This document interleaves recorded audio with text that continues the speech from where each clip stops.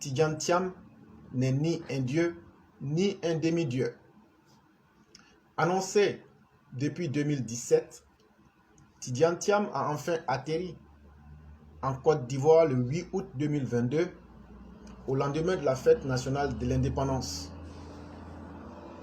Ouf, serait-on tenté de dire, tant sa venue fut objet de spéculation durant ces 4 dernières années. La nation semblait retenir son souffle dans l'attente de son fils prodigue entre guillemets. L'homme est enfin dans la place. Beaucoup le voient tout de suite à la tête de la Côte d'Ivoire. Lorsqu'on prend la peine d'étudier froidement la question, on se rend compte que les compétences de Tidjane Thiam, si brillantes soient-elles, restent confinées à la finance internationale. Font-elles de lui le président idéal à la tête d'un État africain? Voilà donc la question posée. Beaucoup de ceux qui admirent le personnage ne posent pas vraiment la question sous cet angle. On peut faire le parallèle avec George Weah. Du fait de sa notoriété internationale et de sa carrure, le monde entier a applaudi lorsque l'homme fut porté à la tête du Libéria. Mais 17 mois plus tard, des milliers de Libériens sont descendus dans la rue pour exiger sa démission. En cause, la dégradation de la situation économique due en ce moment à la dépréciation du dollar libérien. Aujourd'hui, les Libériens ont totalement déchanté. Le miracle n'a pas eu lieu. Bien sûr, Tidjane Thiam est financier et non un footballeur. Et il ferait certainement meilleur sur les questions financières. Mais la gouvernance d'un État ne se résume pas à ces questions simplement, surtout lorsqu'on est en Afrique. Les scandales de corruption qui agitent la Côte d'Ivoire montrent qu'il ne suffit pas d'avoir à la tête du pays un homme rigoureux pour que le pays se mette à l'école même de la rigueur et de la bonne gouvernance. Les choses seraient-elles différentes avec Tidjane Thiam à la tête de la Côte d'Ivoire? Rien ne l'atteste. Rien n'atteste également que Thiam sera capable de prouesses sur des questions relatives à la sécurité intérieure, la stabilité politique, la sécurité à nos frontières, la paix avec les syndicats, la liberté d'expression, etc., etc. Nous avons affaire à des questions d'une toute autre nature. Il se dégage de Tidjane Thiam une candeur, une générosité, une certaine innocence même qui sont incompatibles avec l'exercice de l'autorité au sommet de l'État, laquelle exige une poigne. En sera-t-il capable? Pourra-t-il suffisamment s'endurcir pour faire face aux défis liés à la stabilité du pays? Pourra-t-il être impitoyable si la situation l'exige? On peut en douter. Pourra-t-il tenir l'armée? C'est une question fondamentale qui doit être mise sur la table si on doit parler d'une éventuelle candidature de l'homme. À 60 ans, le caractère peut difficilement être transformé ou reformaté. Tidjane Thiam semble assez tendre pour gouverner un État au sommet dans le contexte africain. D'une part, de hauts diplômes et un parcours professionnel brillant suscitent naturellement un certain orgueil chez tout individu et l'amène à penser qu'il n'a rien à apprendre des autres. C'est un piège dans lequel tombent facilement ceux qui ont étudié et travaillé en Occident. Or, la gouvernance d'un État est une science empirique qui ne s'acquiert que dans l'exercice même de la fonction. Ce n'est pas une science exacte. Elle ne s'enseigne pas dans les universités occidentales. Rien n'en vaut l'expérience. Et à ce niveau, le bagage de Tidjane Thiam est relativement faible, avec seulement une expérience d'environ 4 années comme ministre du Plan entre 1996 et 1999. Thiam est novice dans bien des aspects, il faut l'admettre. Il n'est ni Dieu, ni un demi-dieu.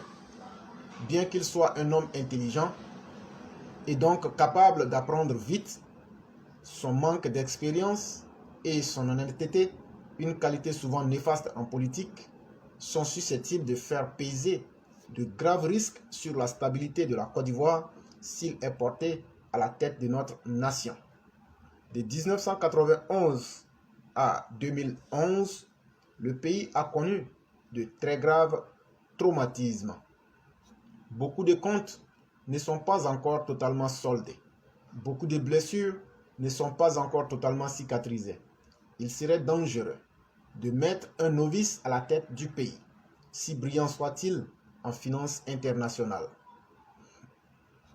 Après 22 ans hors de la Côte d'Ivoire, Tidjane Thiam est totalement déconnecté de la réalité de la Côte d'Ivoire. C'est incontestable. Peut-il dans ces conditions en être le président de la République? Voici donc la question qui est posée. C'était une réflexion du cercle. Je vais évoquer le cas Tidjane Thiam sur lequel vous êtes revenu à travers une contribution, et je vais profiter aussi en même temps pour dire que, contrairement à ce que d'autres pensent, l'homme n'est pas un demi-dieu ni un superman. Alors nous avons tous suivi de très près l'actualité politique ces dernières semaines. Et pendant ce temps, il était question d'une arrivée de Tidjane Thiam en Côte d'Ivoire, et il était question même que l'homme vienne en jet privé pour atterrir plus précisément à Yamoussoukro. Aux dernières nouvelles, nous avons appris que l'arrivée sous cet angle n'est pas prévue. Donc il est venu en vol régulier d'une compagnie aérienne. Alors, ce qu'il faut préciser déjà, je vois sur les réseaux sociaux, dire que c'est l'homme qu'il faut, c'est la personne idéale, que après Ouattara, on voit personne d'autre à part lui. Ça, c'est ce qui s'est dit sur les réseaux sociaux. Et malheureusement, vous le savez, comme certains de nos militants ne poussent pas la réflexion plus loin, abordent même dans ce sens pour dire que oui, que après Ouattara, on ne voit pas quelqu'un d'autre si ce n'est pas lui. Ce soir, je suis ici pour dire aux uns et aux autres que Tidjane Thiam n'est ni un demi-dieu, ni un extraterrestre, ni un homme providentiel. C'est certes vrai, l'homme a des qualités. Il a fait de bonnes études, il a sa polytechnique, il a eu une carrière professionnelle dans les assurances, dans la banque. Qui ont fait polytechnique, ou bien l'école centrale, ou bien Miné Pont de Paris, il y en a. Papier là. On ne va pas trop se vanter, mais il y a des compétences. Donc voici quelqu'un qui a été meilleur en cherchant à devenir le président de la transition. Un président de transition, quelle légitimité a-t-il? Tidjane Thiam est celui-là même qui a cautionné, qui a soutenu la déstabilisation de la Côte d'Ivoire. Nous touchons du bois. Si le projet, c'est un cadre de banque qui, du jour au lendemain, est devenu l'homme providentiel à remplacer le président Ouattara, je ne suis pas d'accord.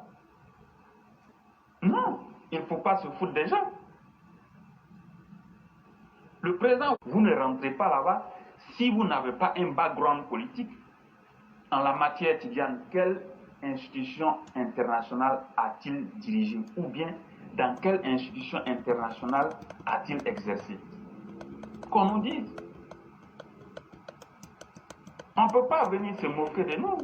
Parce que quelqu'un il a été ingénieur à Polytechnique, je veux bien, oui, c'est une bonne école. Dire comme ça du jour au lendemain que c'est l'homme le plus intelligent, je m'inscris en faux. En Côte d'Ivoire, il y a des intelligences. En Côte d'Ivoire, il y a des compétences. En Côte d'Ivoire, il y a des valeurs sûres. Il est certes intelligent, je suis d'accord, il est compétent, je suis d'accord, mais ça ne fait pas de lui l'homme providentiel à comparer à l'actuel président de la République. C'est le jour et la nuit. Non, je ne peux pas accepter ça. Ça, c'est de un. De deux, dire que après le président Ouattara, c'est lui, c'est encore une insulte de trop que moi je n'accepte pas. En Côte d'Ivoire, il y a le volet sécurité, défense et stabilité du pays. En quoi est-ce que quelqu'un qui est déconnecté des réalités de la Côte d'Ivoire s'y connaît en termes d'appareils sécuritaires ivoiriens? En quoi? Actuellement où nous sommes en Côte d'Ivoire, pour diriger ce pays, le maintenir en stabilité, au-delà des autres compétences, il va falloir que vous ayez également des stratégies et des compétences en défense et sécurité pour maintenir les pays, pour tenir les pays. Ça, c'est un. Tidiane, il est très loin de cela. De deux, il y a la base politique, la base et le soutien. C'est pas parce que c'est le neveu de Félix Houphouët-Boigny que lorsque il tousse, nous tous on doit se coucher, ou bien il est arrivé au pays, du coup tout le monde doit être au garde-à-vous. Non, nous on ne peut pas accepter ça.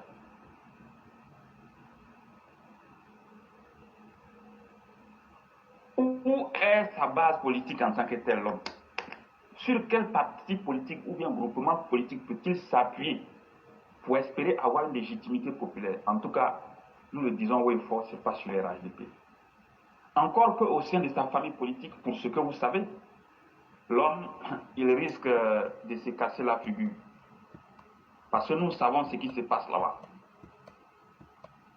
Je ne vois pas un Henri Konan Bédié en train de laisser Thierry Tano pour faire la place à Tidiane Thiam, ou bien je ne vois pas un Henri Konan Bédié en train de laisser Thierry Tano pour donner la tête du lion à Tidiane Thiam. Moi, personnellement, je ne vois pas.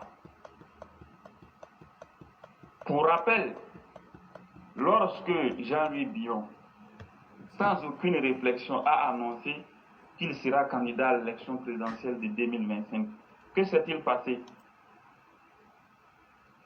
Le Bouddha de Daoukro l'a convoqué en urgence au palais à Daoukro. L'homme est parti se mettre à genoux comme un petit mendiant.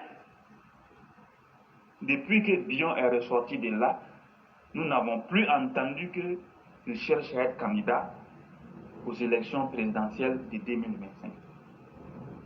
Et cela doit en dire long sur ce qui se passe au sein de cette maison.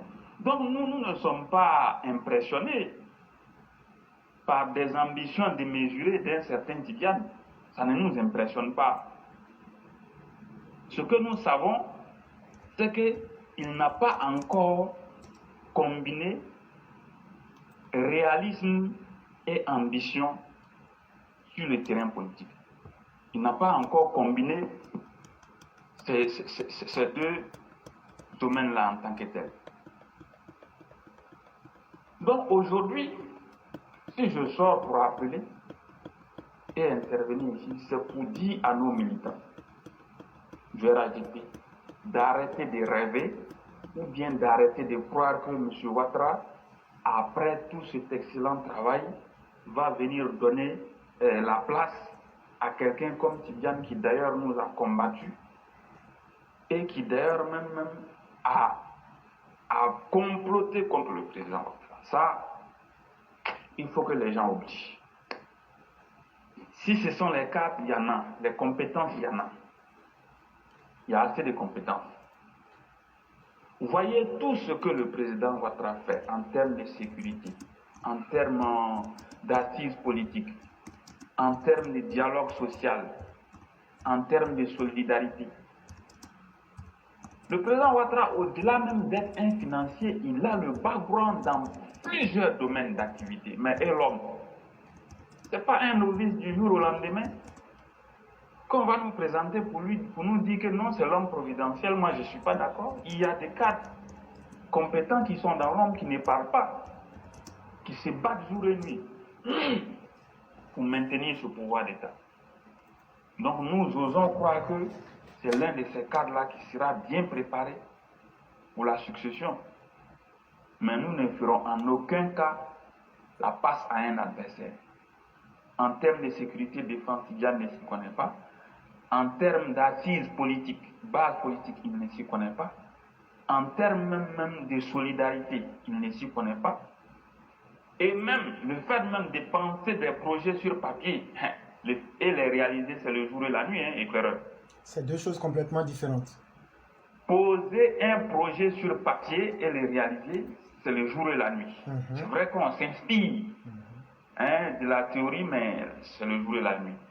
Et en la matière, le président Ouattara, non seulement il étudie les projets, il les pose sur papier, mais il les réalise. C'est quelque chose qu'on n'a presque pas vu en Afrique ces 30 dernières années. Quelqu'un qui réalise les projets, qui est pragmatique, qui est efficace, qui arrive à obtenir les financements. C'était une chose que nous n'avons pas vue pendant un bon moment en Afrique. Voilà, parce que les gens ne me diront pas le contraire. Quand vous prenez les capitales africaines, vous les parcourez, regardez très bien les grands ponts, les édifices, les infrastructures routières et économiques que vous voyez. Beaucoup de ces constructions ont été faites par les colons après les indépendances. Ils sont rares les quelques présidents qui sont venus ajouter un plus. En la matière, le président Ouattara, il a énormément fait. En seulement 11 ans. Donc aujourd'hui, on ne peut pas nous dire que c'est quelqu'un qui est déconnecté des réalités du terrain, qui du jour au lendemain va venir nous sauver comme ça. Non, moi je ne suis pas d'accord. Il y a des cadres.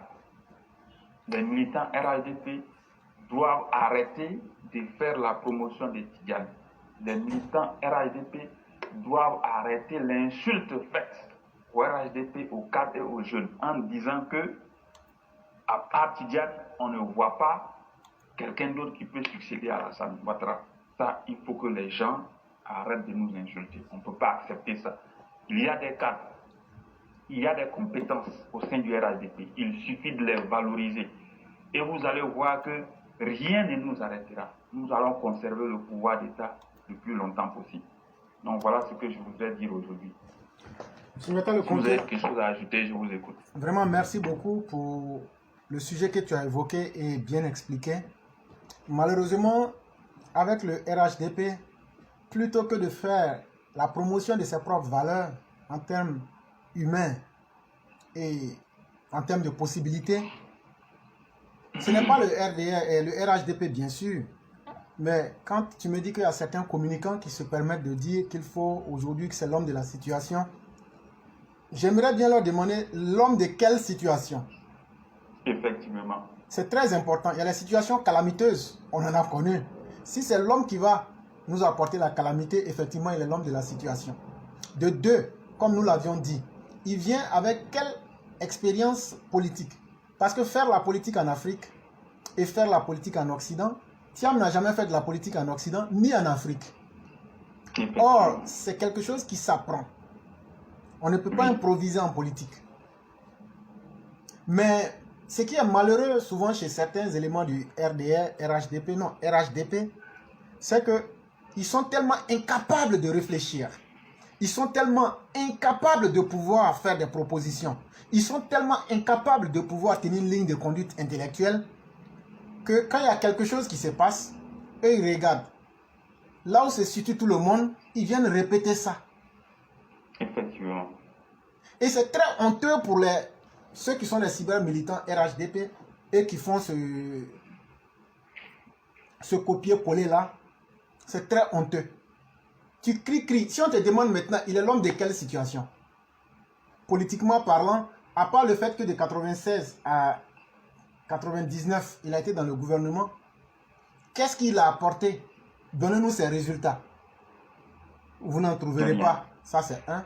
De deux, depuis pratiquement 23 ans qu'il est en dehors de la Côte d'Ivoire, s'il est vraiment l'homme de la situation, qu'est-ce qu'il a pu arranger? Parce que lorsqu'Alassane Ouattara était opposant, Alassane Ouattara facilitait les discussions entre la Côte d'Ivoire et le FMI.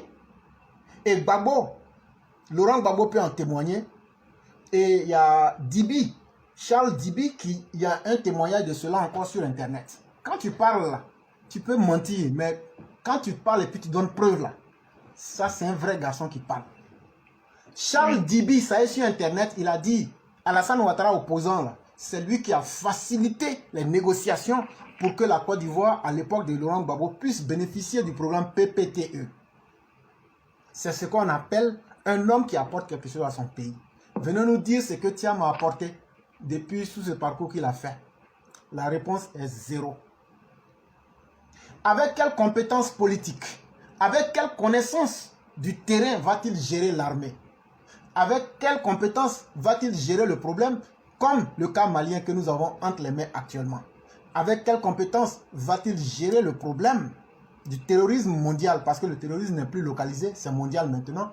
Avec quelle dextérité pourra-t-il le faire? Avec quel courage politique pourra-t-il affronter les opposants les plus immatures du monde que nous avons en Côte d'Ivoire? Voilà toutes les incertitudes auxquelles nous offre ce monsieur-là, qui n'est pas préparé, mais qui se prévaut de son arrogance naturelle d'être le petit-fils du foyer, et donc un homme d'une certaine classe qui doit venir s'imposer au prolétariat ou bien même aux indigènes que nous sommes. Mais ça ne passera pas. Parce qu'en Côte d'Ivoire, là, qui le connaît? Nous, on ne rentre pas dans les histoires de « il n'est pas ivoirien ». Nous, ce n'est pas ça. S'il avait réellement de la compétence, lui-même n'a pas à le dire. La Côte d'Ivoire serait allée le chercher comme la Côte d'Ivoire allait chercher Alassane Ouattara. C'est lui-même qui s'est fait peur. Hein. Je vais venir demain. Tu fais 4 ans, tu ne viens pas. Après, tu te caches, tu viens. Tu dis non, non, non. Quand Bédié l'a menacé, il dit lui, il ne vient pas. Quelqu'un que Bédié peut menacer. Et puis, il a peur. Toi, tu penses que celui-là peut gérer un pays? Bédié lui a dit, ah, tu veux venir à Yamoussoukro, il ne faut pas venir gêner parce que vous dites que vous allez venir en jet, il y aura beaucoup de bruit. Moi, je ne veux pas. Bédié dit pour lui, sa sécurité, lui ne veut pas qu'il vienne. À cause de ça, il a annulé son voyage. Ça, c'est un garçon, ça. Celui-là, il va vendre le pays aux djihadistes. Mais un Bédié, un vieillard fini, une momie, une loque vivante te menace et puis tu as peur. Mais et si les djihadistes menacent, il va abandonner, il va fuir pour aller en France.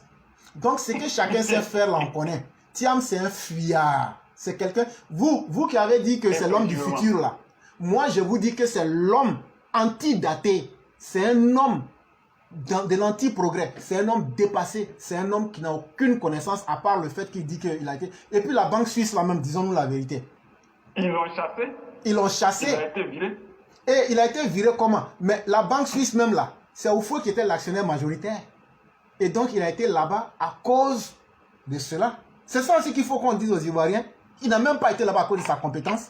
Parce que quand M. Khan est venu dans la compagnie, M. Khan lui a damé le pion à tel enseigne qu'il a pris ses collaborateurs pour espionner M. Khan. Oui, oui.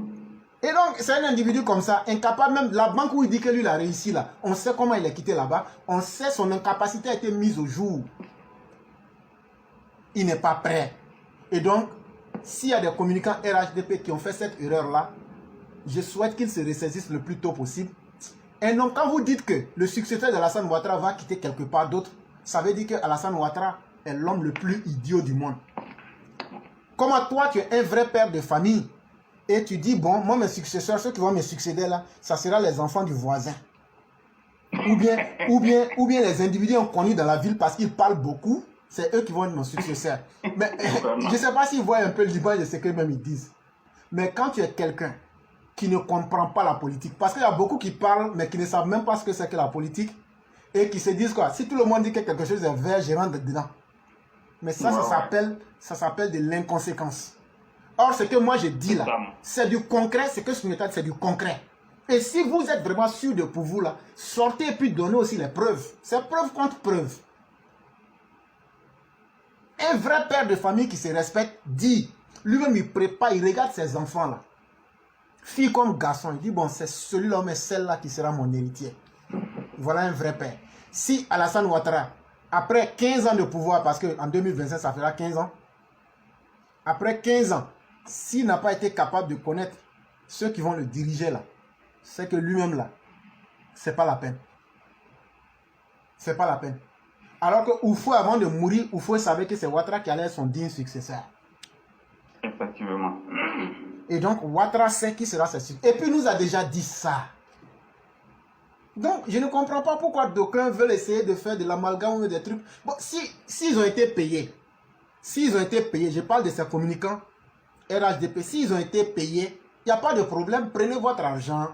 Mais en termes d'arguments, vous ne pourrez pas soutenir le faux devant nous. Parce que nous, on va sortir avec les vrais arguments comme on l'a fait. On n'a rien contre Tiam, moi je ne le connais même pas.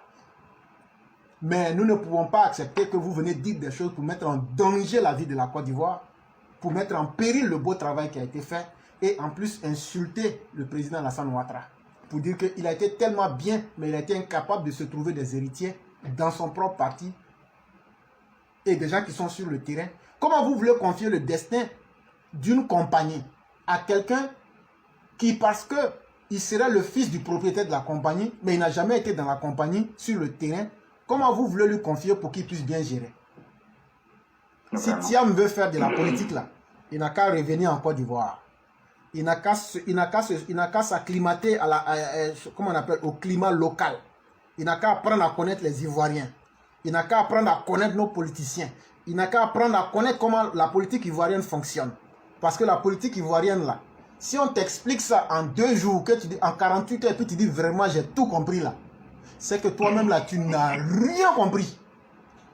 C'est clair. Si on t'explique la politique ivoirienne en 1 mois que tu as compris, c'est que tu mens, tu n'as rien compris, tu veux te débarrasser de la personne. Si on t'explique comment aujourd'hui Laurent Gbagbo et Bédié sont devenus camarades contre Ouattara, si tu dis tu as compris, non. Politique ivoirienne là, il faut t'asseoir toi-même pour être dedans. Et puis vivre les événements. Et puis vivre surtout les événements contre nature. Pour comprendre que vraiment, ce n'est pas le fonctionnement de la politique, mais c'est comment les événements s'opèrent et comment les uns et les autres se situent là.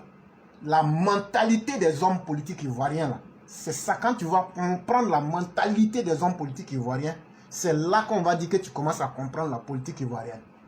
Sinon, ce n'est pas tout ce qui se passe là. Tout le monde sait que Bédié Gbagbo là, c'est hypocrisie. Tout le monde sait ça. Mais ça se passe devant nous tous. Tout le monde sait qu'il y a beaucoup de cadres aujourd'hui qui mangent avec Ouattara, mais ils sont en train de comploter avec Bédié.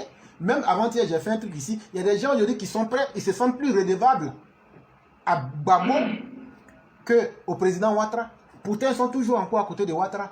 C'est quand tu vas maîtriser tout ça là, leur psychologie, leur manière de faire les choses, c'est là qu'on va dire que tu comprends la politique. Et puis il n'a qu'à aussi s'habituer à certains verbes en Côte d'Ivoire. Quand on parle du verbe gérer là, c'est pas le même sens que tu trouves dans le Laos. Quand on parle du verbe manger en Côte d'Ivoire là, c'est pas le verbe manger. Et donc, Tiam a beaucoup à apprendre. Et malheureusement, certains tombent facilement dans des jeux parce que même par incapacité ou même par médiocrité, ils répètent le discours ambiant du milieu. Mais je dis que ces personnes-là sont lamentables, il faut passer à autre chose. Et la réalité est que Tiam ne peut pas et n'est pas prêt pour l'instant à être président en Côte d'Ivoire. Et s'il veut, il peut s'essayer. La réalité va lui apporter cela en pleine face. C'est ce que j'avais ajouté. Vraiment, merci beaucoup. Je vous en prie et vous passez une excellente soirée. Merci bien. Merci beaucoup. Excellente soirée à tous. Merci beaucoup.